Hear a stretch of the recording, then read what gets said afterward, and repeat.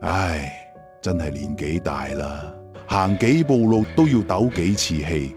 租客陳小姐已經冇交租半年，唔係啩？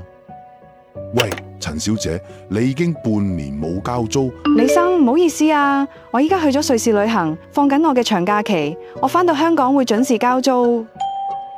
李生，唔好意思啊，我好唔舒服，但下個月一定會準時交租。陳小姐不斷揾藉口唔交租，加上我年紀大，冇能力處理追租，點算啊？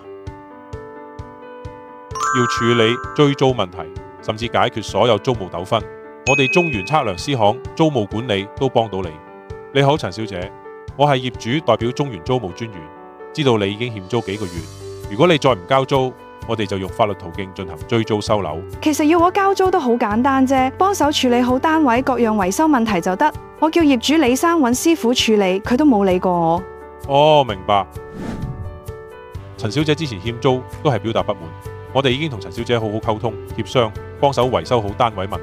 辛苦你哋中原租務管理啦，幫手解決業主同租客之間嘅矛盾係我哋職責，同埋租客陳小姐已經交翻全部欠租，亦願意繼續租住落去。